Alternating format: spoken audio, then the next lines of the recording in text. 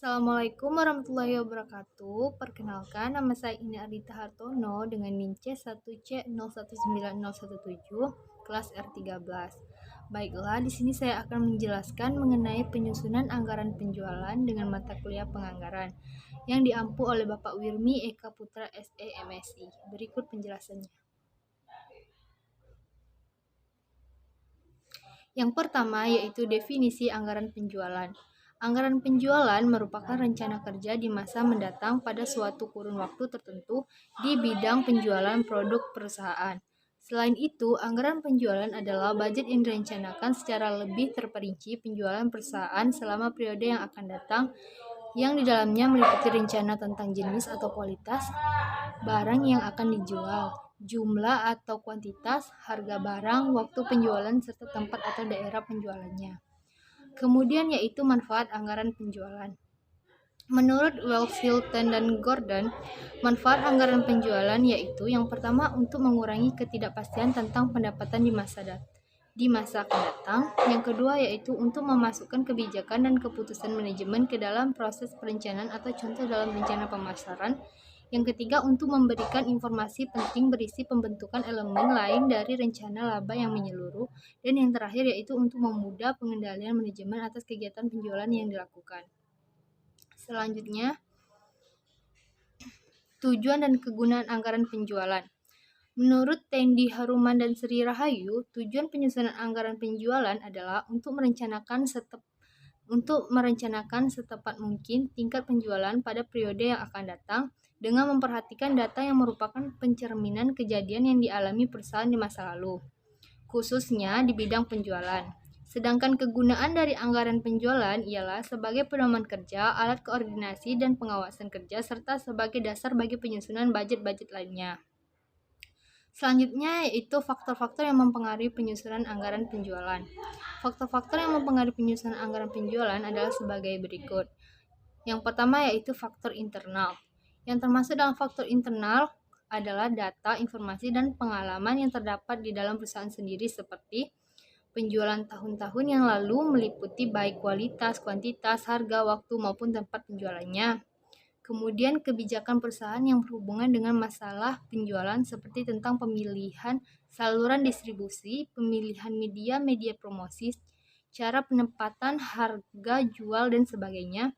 Kemudian kapasitas produksi yang dimiliki perusahaan serta kemungkinan perluasannya di waktu yang akan datang. Selanjutnya tenaga kerja yang tersedia, baik jumlahnya maupun keterampilan dan keahliannya, serta kemungkinan pengembangannya di waktu yang akan datang. Kemudian fasilitas-fasilitas lain yang dimiliki perusahaan, serta kemungkinan perluasannya di waktu yang akan datang. Selanjutnya yaitu faktor eksternal. Yang termasuk dalam faktor eksternal adalah data, informasi, dan pengalaman yang terdapat di luar perusahaan, tetapi di sana mempunyai pengaruh terhadap budget penjualan perusahaan. Faktor-faktor tersebut antara lain berupa yang pertama yaitu keadaan persaingan di pasar, kemudian posisi perusahaan dalam persaingan, kemudian tingkat pertumbuhan penduduk, selanjutnya tingkat penghasilan masyarakat, kemudian elastisitas permintaan terhadap harga barang yang dihasilkan perusahaan yang terutama akan mempengaruhi dalam merencanakan harga jual dalam budget penjualan yang akan disusun. Kemudian agama, adat istiadat, dan kebiasaan-kebiasaan masyarakat. Kemudian berbagai kebijakan pemerintah baik di bidang politik, ekonomi, sosial, budaya maupun keamanan. Kemudian keadaan perekonomian nasional maupun internasional. Dan yang terakhir kemajuan teknologi, barang-barang substitusi, selera konsumen, dan kemungkinan perubahannya dan sebagainya. Selanjutnya yaitu tahapan penyusunan rencana penjualan. Oleh Hendra Purwanto, dalam menyusun anggaran penjualan, langkah yang perlu dilakukan meliputi yang pertama yaitu penentuan dasar-dasar anggaran yang terdiri dari penentuan relevan variabel yang mempengaruhi penjualan, kemudian penentuan tujuan umum dan khusus yang diinginkan, kemudian penentuan strategi pemasaran yang dipakai. Yang kedua yaitu penyusunan rencana penjualan. Yang pertama yaitu analisis ekonomi, melakukan analisis industri, melakukan analisis prestasi penjualan yang lalu, analisis penentuan prestasi penjualan yang akan datang, menyusun forecast penjualan, menentukan jumlah penjualan yang dianggarkan atau budget sales, kemudian menghitung rugi atau laba yang mungkin diperoleh atau budget profit, dan yang terakhir mengkomunikasikan rencana penjualan yang telah disetujui pada pihak. Yang ketiga yaitu penyusunan rencana. Penyusunan rencana terdiri dari penyusunan tentatif sales budget, penyusunan projected income statement, kemudian komunikasi antar departemen untuk menyesuaikan masing-masing anggaran, dan yang terakhir proses penyusunan anggaran. Selanjutnya yaitu metode penyusunan anggaran penjualan. Menurut Sofyan, metode yang dapat dipergunakan dalam menyusun anggaran adalah sebagai berikut. Yang pertama yaitu metode top down. Dalam metode ini, anggaran disusun dan ditetapkan sendiri oleh pimpinan, dan anggaran ini dilaksanakan oleh bawahan tanpa ada keterlibatan bawahan dalam penyusunan. Metode ini ada baiknya digunakan bila karyawan tidak mampu menyusun anggaran atau dianggap terlalu lama dan tidak tetap jika diserahkan kepada bawahannya. Yang kedua, metode bottom up. Dalam metode ini, anggaran disusun berdasarkan hasil keputusan karyawan. Anggaran disusun mulai dari bawahan sampai atasan, di mana bawahan diserahkan sepenuhnya menyusun anggaran yang telah ditentukan pada masa yang akan datang. Kemudian yaitu metode campuran antara top down dan bottom up. Metode terakhir ini merupakan campuran dari kedua metode di atas. Penyusunan anggaran dimulai dari atas dan selanjutnya diserahkan untuk dilengkapi dan dilanjuti oleh karyawan bawahan.